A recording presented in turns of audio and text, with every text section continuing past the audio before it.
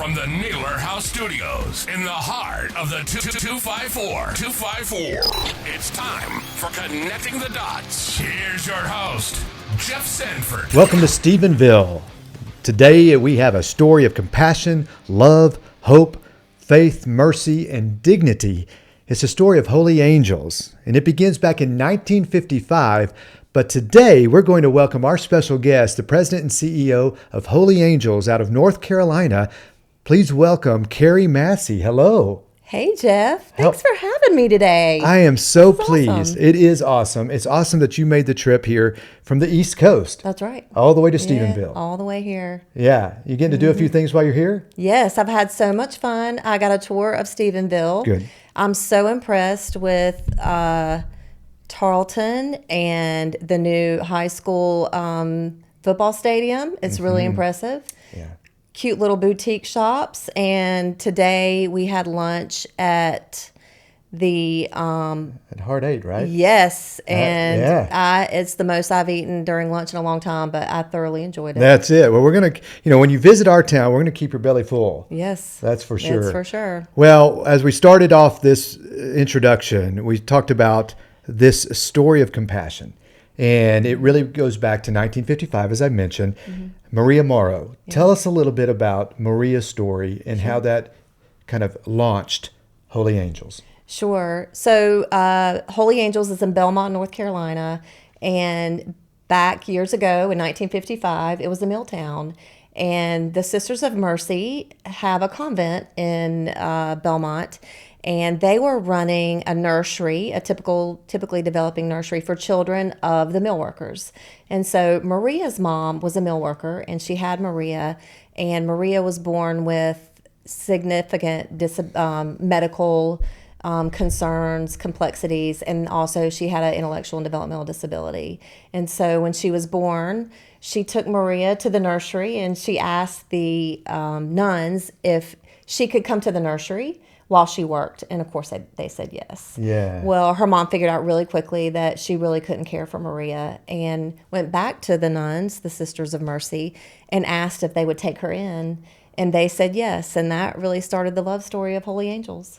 And it is a love story because this organization has given hope to so many families across the nation. Yes. For Absolutely. 70 years. Yeah, 70 years. We have served so many folks. I don't even know the total that we have served over the 70 years. We have 83 right now.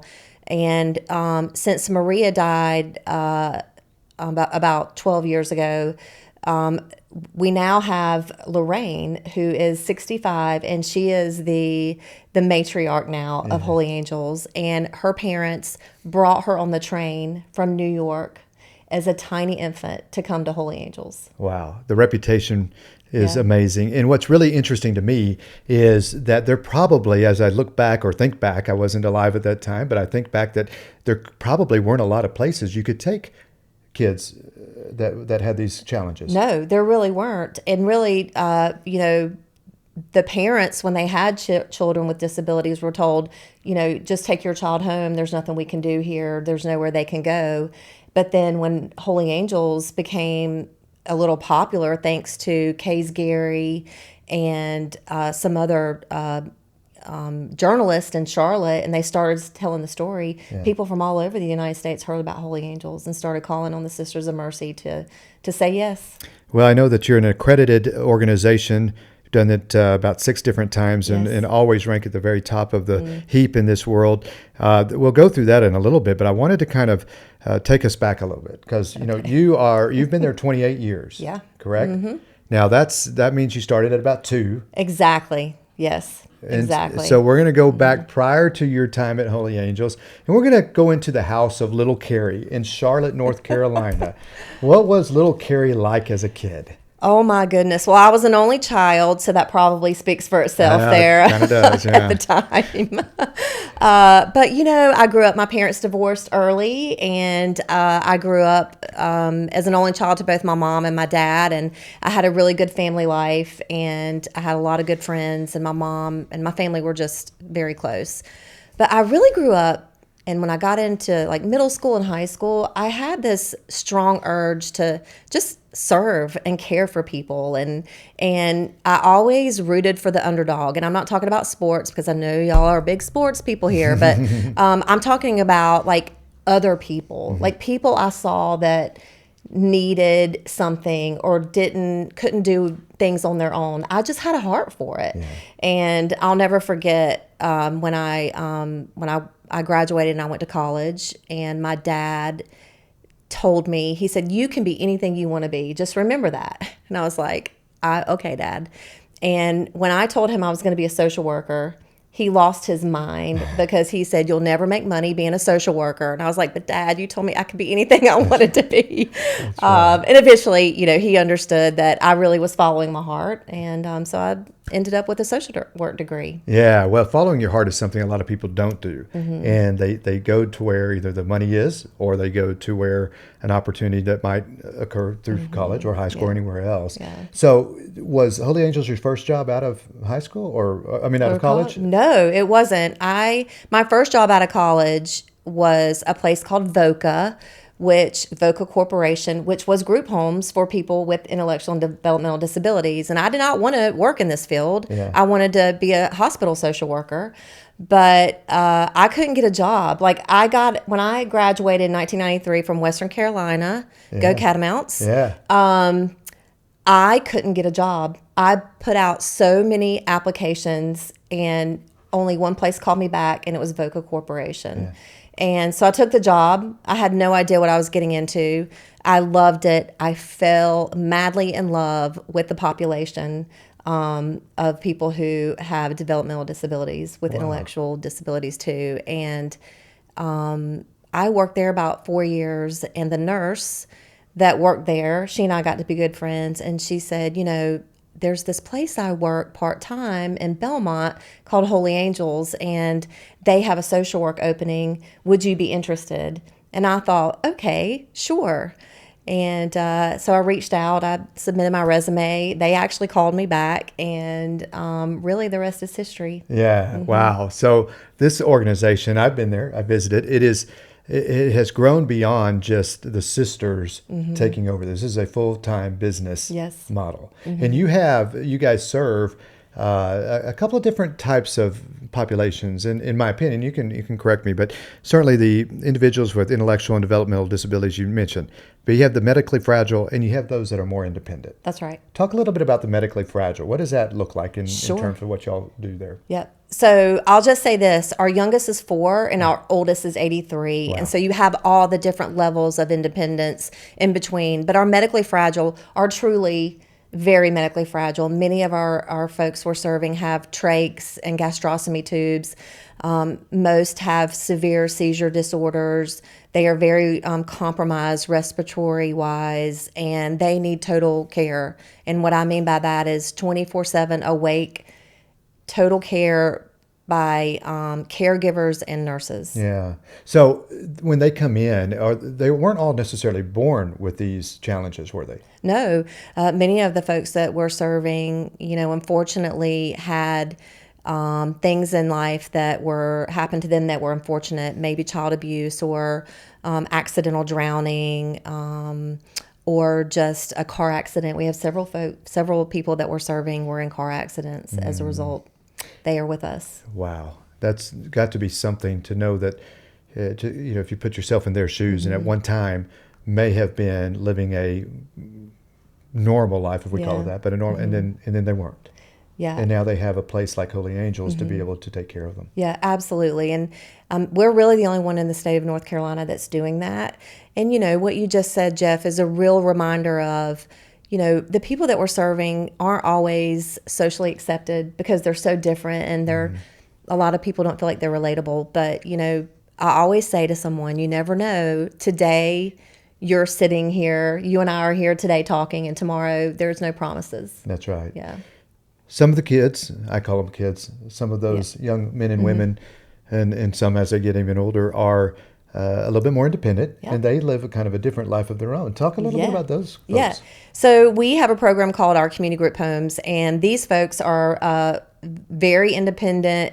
They live together in homes, and they don't need 24/7, or they need 24/7, but it doesn't have to be awake care. They are able to cook and clean, and they are able to have a job. Yeah. And so Holy Angels has 5 businesses that we started really to achieve our mission to provide meaningful employment to the people that we're serving that are more independent, and also to really expose them to the community and see what normal life is like. Yeah, those businesses: Cherub's Cafe, Cotton Candy Factory, Spruce Goose, Bliss Gallery, and Market on Main. Now that's quite a variety.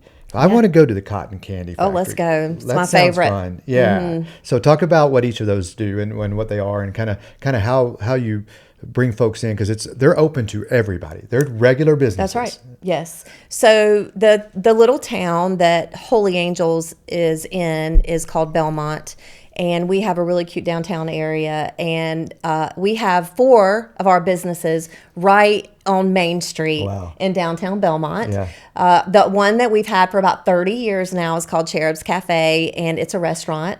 And then our second one is Cotton Candy Factory, and we spin our own cotton candy there, and you can get any kind of candy, nostalgic, whatever candy you want, you can come get that at Cotton Candy.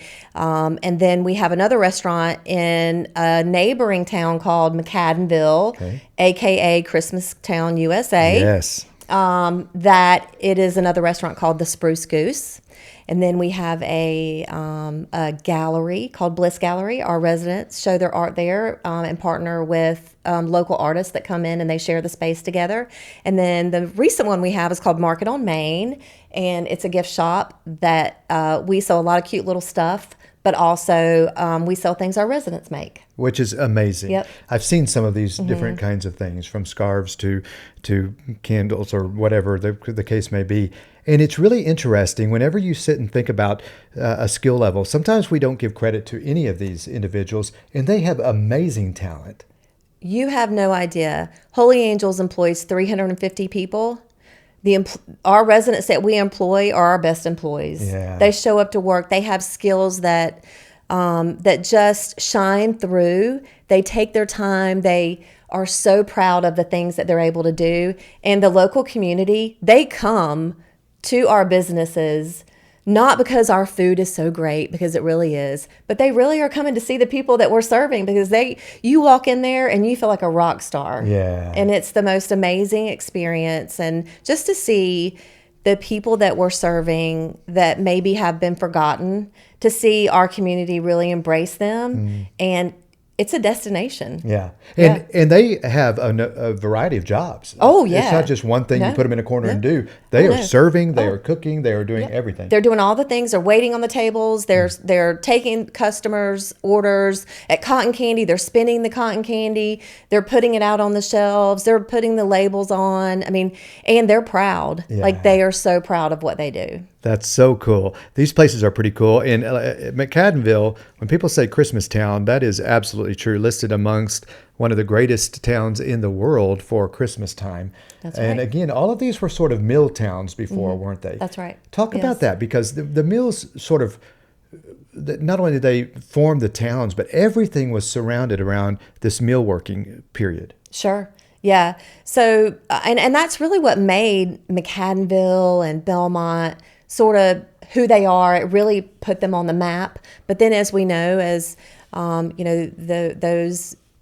industry has sort of quietened down, and there's not a lot going on from that perspective as it once was back in the 40s and 50s. Yeah. But what we're seeing is that they sort of are redefining themselves, and they're turning themselves into something different that they weren't before. And I'm particularly appreciative of Belmont and McAdenville for seeing what Holy Angels and the people that we're serving really bring to the world and to the community by allowing us to be a part of their history and what's next. Yeah, for sure. Well, as those mills, and a lot of them, just to be frank, moved away out of the country. Yeah. There was a time absolutely. period when it That's became right. cheaper to do those kinds of things. We see a Overseas. little bit of that changing as they come back. But the cool thing is those buildings are phenomenally built buildings, big buildings in many cases, Yes. and they have been repurposed for apartments or housing units or gyms or Yes. restaurants and breweries and various other things. So kind of reigniting the economies of these towns. Absolutely. And I love seeing that happen. And even driving through Stephenville, to be honest, I mean, just to see what the little downtown area Yeah. is doing and the growth and the construction that you see, and what a quaint little place to live. It's a fantastic place to live. I wouldn't choose it over any. I mean, I would choose it over any other place in America. It's really a great place. But I have something that's fun for us now. We're Okay. going to play the game show that is sweeping the nation. Riley, it's what? The 254. It's a 254. We love the 254. This is a little bit of a rapid fire question answer thing. I'm going to ask you different things. You give me an answer. If you want to elaborate, that's fine. If you don't, that's great too. Here we go. Question number 1. Are we ready? Yes, let's go. Kerri Massey, President and CEO of Holy Angels. What is your favorite type of food? Pizza all day long. All day. Any Yes. kind, like wood fire? Well, does food? Oh, that's fine. We'll go with solid food, right? Well, that's Okay. solid. Yeah, pizza. Do you have a non-solid food? I mean, yeah. If we want to go down that road, we can go down that road. We certainly can. Let's stick with pizza. Okay, we'll stick with pizza. That's fair. I'm a little afraid of the other answer, but we might go down there on the unplugged 254 unplugged. Right? We'll do that. All right. Here's your next one. Charlotte and Belmont is located halfway between the mountains and the beach in North Carolina. What do you prefer, the mountains or the beach? The beach. Ah, beach girl. Okay, good to know. Larry Joe Taylor Festival here in town, coming up, or this week, or in April of every year here in Stephenville. Just really curious, what is your jam? If I got into your iPods and listened to what music would you have playing right now? Country Country. or bluegrass. Okay. You like a banjo? I love a banjo. Did you bring one? You want to? Unfortunately, I didn't bring my banjo, so we'll just have to go the Okay. LJT There we go. tomorrow. We can do that. I like that. Banjo is kind of a cool thing. It's very, very hickish, and I like that.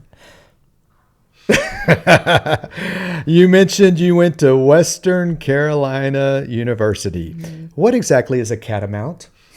It's a mountain cat, and it's black. We're going to go with that. All right. It's a mountain cat. It's a mountain and cat. they're only bred in Cullowhee, North Carolina. Only? Yeah. Wow. Are they huntable? Like, is that something we hunt? No, they're going to hunt you. Oh, if we but hunt we them. don't want to hunt them. Okay, Yeah. we'll stay away from that. Okay. All right, very good.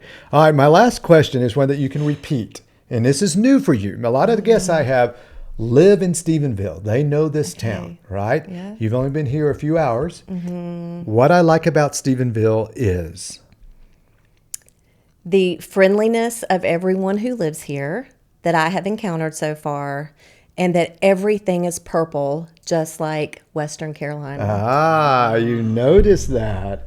Very nice. Okay. Well, that's a fair deal. That's for sure fair. That's been the 254.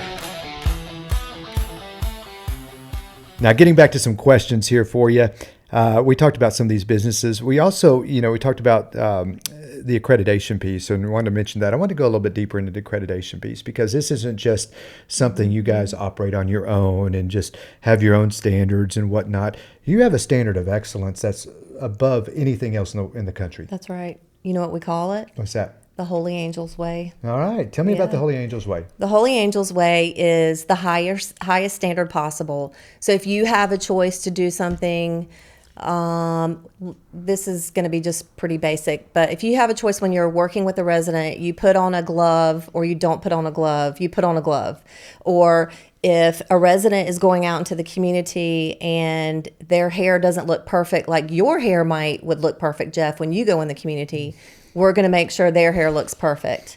So that's the Holy Angels Way. I love it. Yeah. Yeah. Well, I know you have this thing that you use that's called Everything Speaks. Yes, Right? that's right. And I certainly understand that. I've copied that, by the way. Okay. That's a Yeah, it leadership thing does. that I really Everything do. speaks.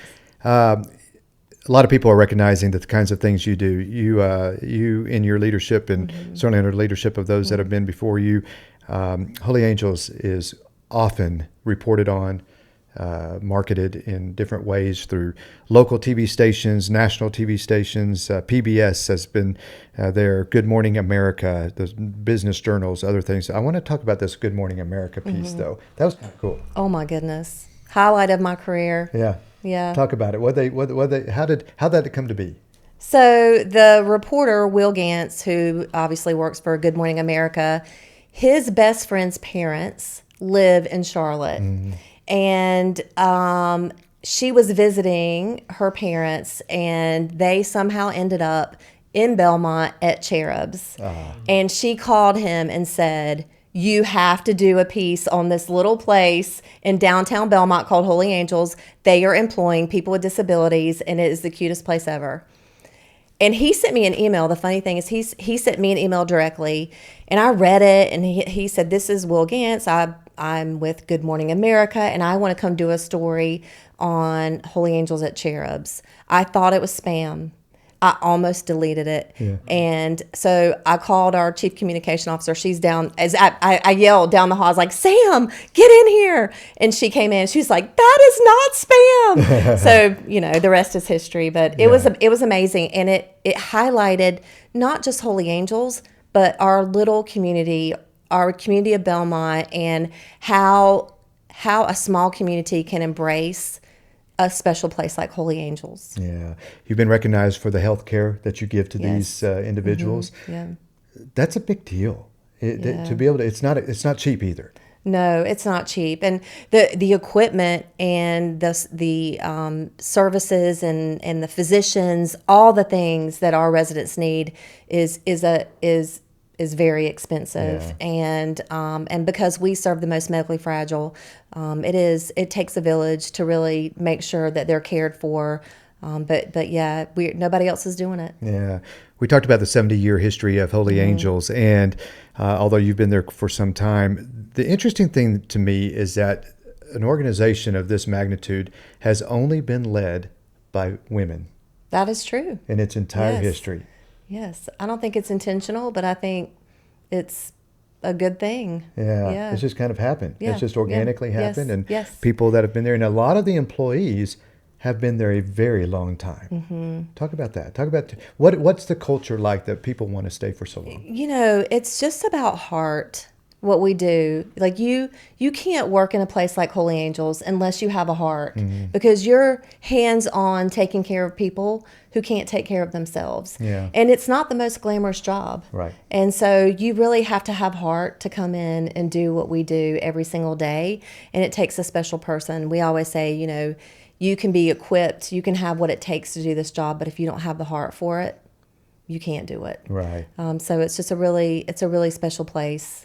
Yeah, well, you've built over the entire culture of the organization a feeling of a united heart too, not just their individual, because there are so many things. If one little piece is off, then that could impact a lot of other pieces. Yeah, absolutely. If all things aren't together, if we aren't all on the same page, the train can go off the rails really fast, and it takes a whole team of people to make sure that the people that we're serving have a full array of care. Yeah. It takes the social worker, it takes the nurse, it takes the program person, it takes the teacher, it takes the speech therapist, the dietitian.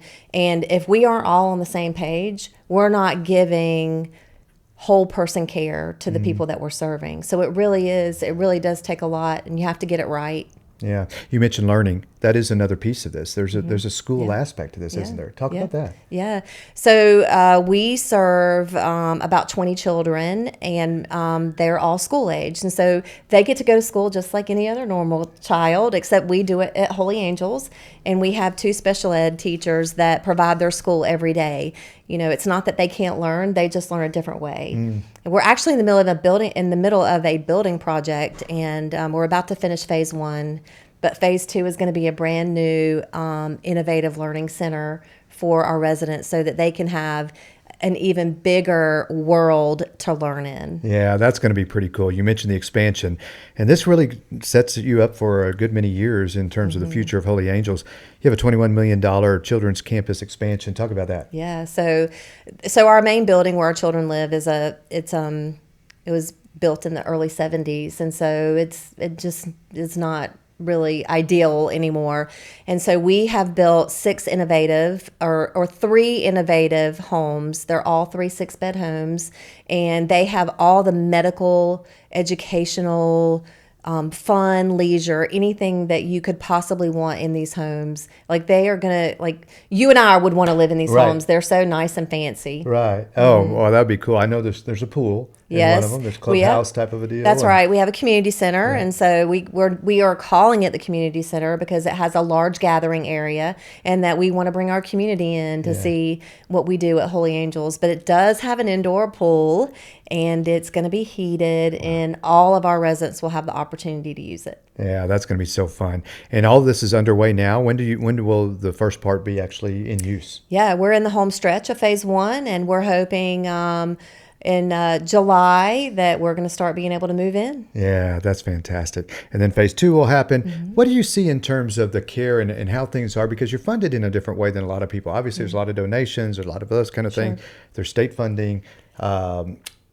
What's the future look like? What is the future? You know, one of the things that we're seeing, because we are 70 years old, is that the residents that came to Holy Angels when they were babies are in their 50s and 60s now. And that wasn't really the plan because, you know, everybody said they would not live longer than their 20s. And here they are because they got such great care at Holy Angels. And so we really are sort of pivoting to figure out how to serve our aging folks. But there's so many more people out there that need services, and the technology that is available in today's world makes serving people who, no matter what their need is, so much easier because of technology. And so that's my vision is for what's next for Holy Angels, is to be able to have apartments and homes where people can live independently with the assistance of specialized technology. Well, technology is going to be ruling the world if it's not already, so that makes a lot of sense for us. Holy Angels in Belmont, North Carolina, but there's a lesson beyond just where it's located. There's a lesson of compassion, of care and service. And Kerri Massey, you've been there for quite some time. You're following the lead of Regina Moody, who was there for, 40 years? 40 years. Yeah, that's amazing. Are you going to be there for 40 years? I'm not going to be there. Well, I've been there 28. Maybe I've got 12 more in me. Yeah, you might. You never know. Well, then you'll be almost 40. I know. So just right at retirement time. There we go. A lot of great things that have happened. Hundreds and hundreds, if not thousands of people that have been impacted by the service and care at this place. And, I just think of it, when I'm sitting in this chair and then the things that I do, and Riley over there, we work on trying to increase the economics of a community and the buildings or new buildings and new people. And we don't get into the heartstrings much. We get into more of the things you see. And so I really compliment you on the things that a lot of people don't see. And I know that's, again, it goes back to the heart. Yeah, it really does. Yeah, it's pretty cool stuff. Kerri Massey, President and CEO of Holy Angels, thank you so much for making the trip down here to Stephenville, Texas. Well, thank you for having me. Where can people find your stuff? Where can they find you on a website or donate or any of those things? If you go on to holyangelsnc.org, that is our website, and it will take you right to where you can donate, but where you can learn more about Holy Angels. And if you happen to live in the Charlotte area, Belmont area, we'd love to have you as a volunteer too. That's right. It takes a lot of volunteers, doesn't it? Yeah. That's pretty cool. Well, we're glad that you're here in Holy Angels West. There's a little satellite office that is actually here, again, to serve the folks on the East Coast. But there's a lot that has to be done whenever you spread out the talent level of the folks that you have here. So it's been pretty cool. Kerri Massey with Holy Angels. Stick around. We're going to continue to connect the dots. Standards. What are yours? Do we even know what a standard is? Merriam-Webster defines a standard as a set of rules, guidelines, or characteristics designed to ensure consistency, safety, and quality. But reading that just sounds like a bunch of words. Putting those words into practice is what will set you apart from everyone else. I recently had a chance to hear 5-time national championship basketball coach Mike Krzyzewski address a group of fellow economic and community developers where he outlined some of the standards that defined his Duke University teams. It wasn't the specific standards that struck me. After all, those need to be designed to fit one's unique situation. Instead, it was how he defined the need for said guidelines. He said that rules are to be followed, where standards are to be owned. Sort of like the difference between rental property versus home ownership. When you own something, it becomes something you defend, something you take pride in because it's yours. No compromises, no settling. It becomes a part of you for life. Coach K made another comment that seared into my brain while he was discussing one of his national teams as they prepared for an Olympic gold medal game. During a film session with some of the all-time greatest professional basketball players on earth, he put up a picture of the gold medal they were looking to win. He reminded each and every player that they did not play for USA basketball. He told them they are USA basketball. What a deep but simple thought. Is that how it is at your business? Does your organization operate in a way where every member of your team feels ownership? You don't have to be on the national or global stage to put these ideas into practice. Today's guest, Kerri Massey, who, by the way, probably prefers UNC to Duke, described how her team exhibits the Holy Angels way. In their case, while having a choice in how to perform a task or duty, they choose the highest level of operation. Do I do this and just get by because it meets the rule? Or do I do that because it's the highest level of service and is the standard that we own? For Holy Angels, that standard has helped them be the national leader in service to those within the developmental disability space. They've achieved almost perfect scores in the accreditation process and have truly set the standard for care in a world that barely existed anywhere before a young mother with a baby came to their doorstep some 70 years ago. Perhaps the first standard Holy Angels set was the simple act of saying yes. For decades, that has become somewhat of a mantra for that organization as they strive to be the ones to find solutions to needs. Many would find excuses, an act that keeps one from owning any future responsibility. They're fine with making an occasional impression on those around them. But those who seek solutions, however, make an impact, not just an impression. Being solution-oriented is a great standard to have. It might just change your world. That's Connecting the Dots for today. I look forward to hearing your thoughts. Make sure and like this episode and subscribe on YouTube or wherever you listen to podcasts.